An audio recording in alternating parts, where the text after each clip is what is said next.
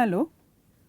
Previously, we have discussed briefly about the concept of folk, the discipline of folkloristic and folk art. Today, we are going to take the discussion forward and introduce you to Indian folk art.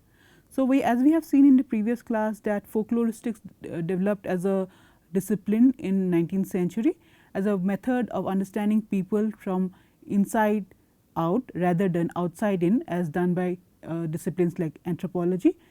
So, the focus of folkloristic is to understand people and to look at the folk art as windows to the people's life, as windows to the world view.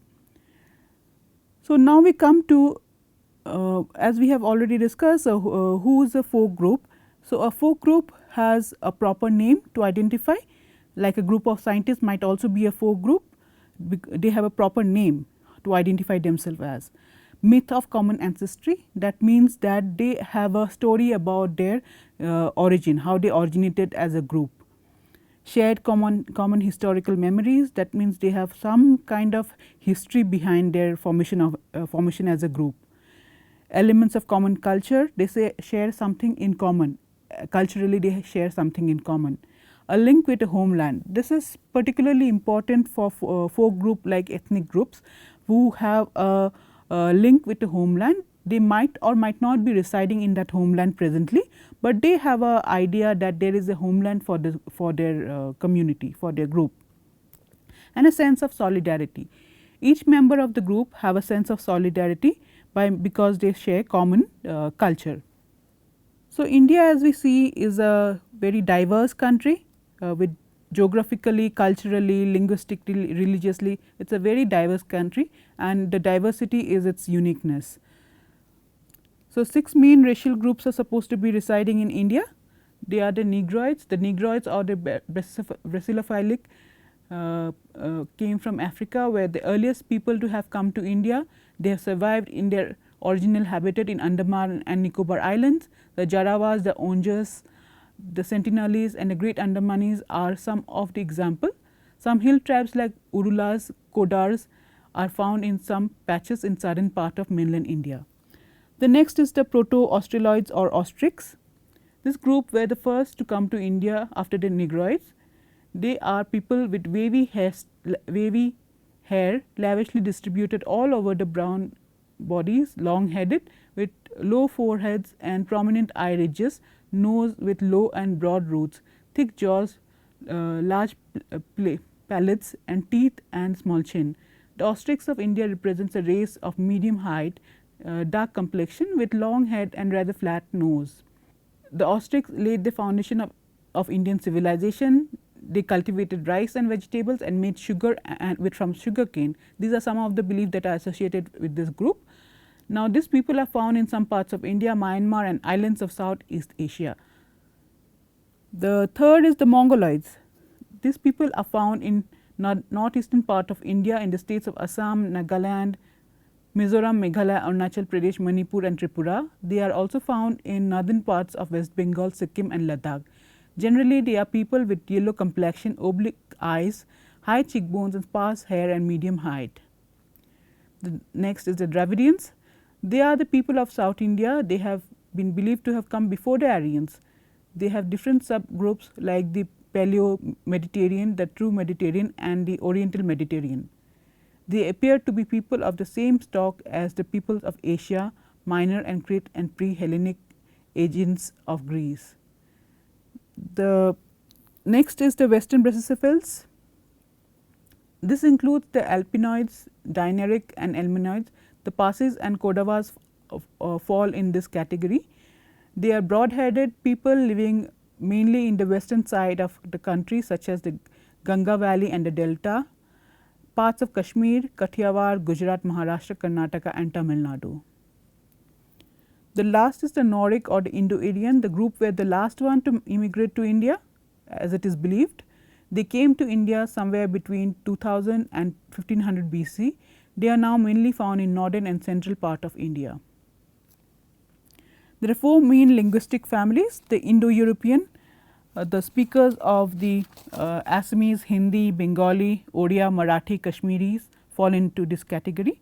Dravidian, Telugu, Tamil, Kannada and Malayalam language fall into this category. Austroasiatic, the Khasis of Meghalaya, Mundas and Santals, and also peoples living in Nicobar Islands fall into this category. Sino-Tibetan, the Ladakh, the people living in Ladakh, Sikkim, Himachal Pradesh, Arunachal Pradesh speak this language. What is folk arts? So, as we have discussed briefly in the last class, folk art is the art of the common people. These are the art that are passed down from generations after generation with very little or no mechanical aid, and these are not formally taught, but they are learnt by the help of observation. India is a huge country and we have lots of Indian folk art belonging to different category of people. For the benefit of this course, we will only concentrate on Indian folk paintings. Every region in India has its own style and pattern of art. The folk art of India speaks volumes about the country's rich heritage. Being culturally diverse and distinct, a variety of art forms have evolved over the years, some untouched by modernization, some adapting to newer styles and methods. The evolution speaks of dynamic nature of the folk arts, their adaptation to changing times. We can cite few examples like the Kobar paintings of Bihar, done on mud walls for welcoming the newlyweds, the Mazhi songs of boatmen contemplating on life, Jestful Bhangra dance celebrating springtime, edifying Yakshagana theatre for the masses are ways in which folk art is embedded in Indian life. Folk art are not mere items of aesthetic gratifications, but they carry a world of symbolic meanings that are windows to community life. Folk arts are the art that contain essence of tradition. The art forms range from visual to narrative to performative. The visual arts are predominantly functional or utilitarian, created by hand with limited mechanical aid for use by the makers or a small group of people. So, the art forms are usually mostly utilitarian, that means they have utility purpose, and it is said that if an art serves more for aesthetic, it is called an art, but if it has more utility value, it is called a craft. The visual arts are these arts are often learned by observation without any formal training, and skills are handed down generations after generations just by observation. The 29 states and 7 union territories of India have their own distinct cultural and traditional identities. The diversity can be grappled looking at the vibrant folk art.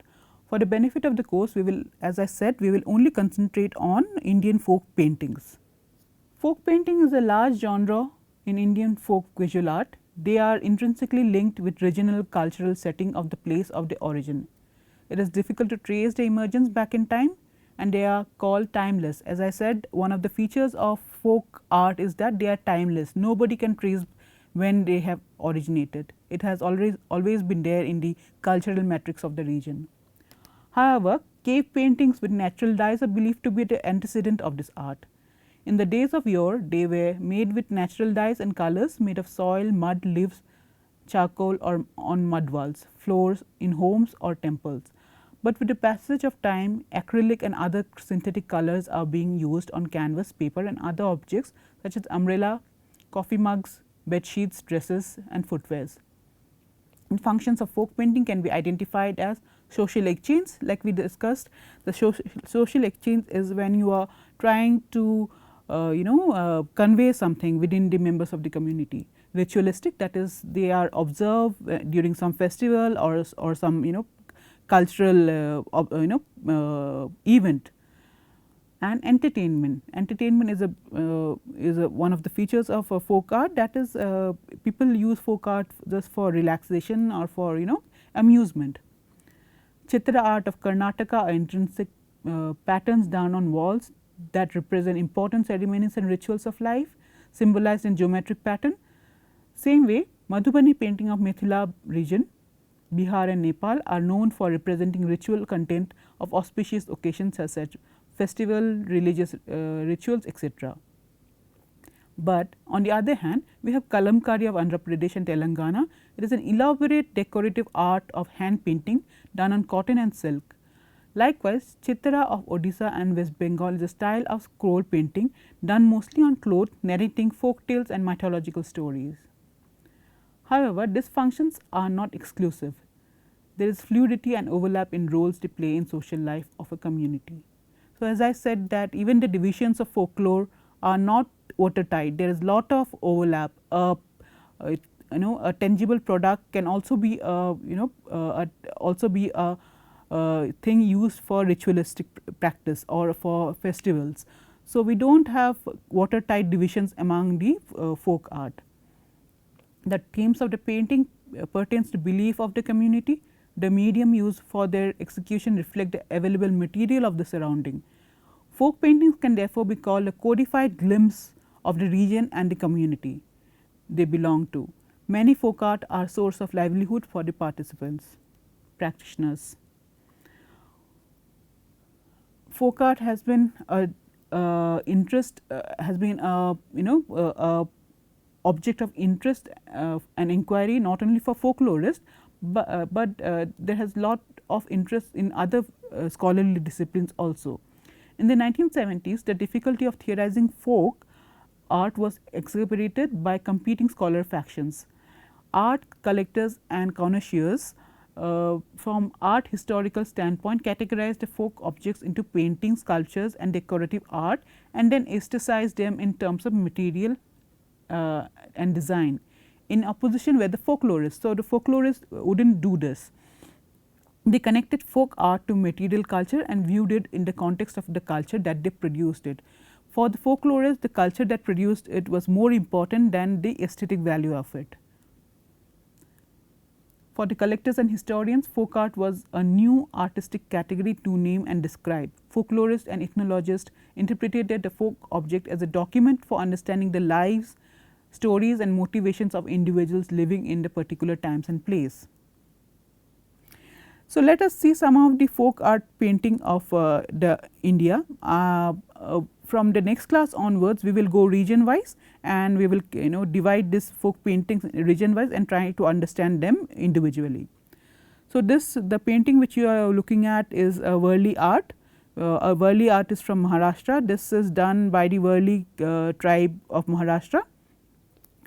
This represent the day to day affairs of this tribe. It will range from the flora and fauna to day to day activity of the community. This is a Madhubani art. Madhubani art is from Bihar and it is also practiced in Nepal in the Mithila region, which was initially called Mithila region. So, this is Madhubani which is done during festivals and in some auspicious occasions. This is Gond art practiced by the Gond community of Madhya Pradesh. This is miniature painting done mostly in Madhya Pradesh and Rajasthan. This painting, the uniqueness of this painting is that it it is a small or a miniature representation of a large landscape. This is Sanji art which is practiced in mostly in Rajasthan, Madhya Pradesh etc. In the central India. It is a paper cutting art. This is Kalighat painting from West Bengal. This is Kalamkari from Telangana and Andhra Pradesh. This is done with natural dyes and which has flora and fauna motifs. We will understand all of these paintings in details from the following classes. This is church art style. This Phad painting, this is from Rajasthan and Madhya Pradesh as well. Also some regions of Gujarat also practice this painting. This is Tanjore painting from Tamil Nadu. It is the uniqueness of this painting is that it represents godly figures and it is mostly has this golden decoration on it. This is Ganjifa also from Karnataka. This is monastery mural. It is a Tibetan form of art which is present in most of the Buddhist monastery of India. This is calligraphy, Islamic calligraphy. This is temple mural which you can find mostly in the temples of Kerala. This is Chitra art which is from Karnataka. You can see very intricate designs in it, and this is also done in auspicious occasions like weddings on mud walls. This is Orissa Pattachitra, which is a form of a scroll painting. This is Bengal Patt from West Bengal. This is Assam manuscript painting. This is one form of painting which is not widely known. This form is present in the manuscripts in the scriptures of Neo Vaishnavite during the Neo Vaishnavite movement. This was started, and this paintings are preserved in the Namghars or the Vaishnavite temples of Assam. This is Saura painting from Orissa. Pichwai, this is from Rajasthan. Bhil painting, this is practiced by the Bhil community of Madhya Pradesh, Rajasthan, Uttar Pradesh.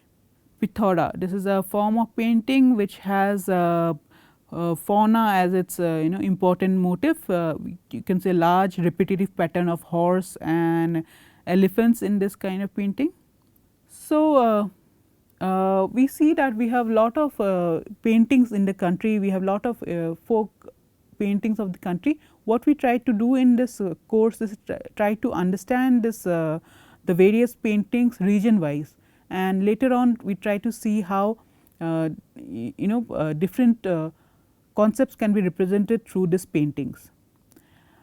So, from the next class onwards we hope to understand this painting regions wise and try to understand their intricacies, their patterns, their and what the community try to convey through this painting.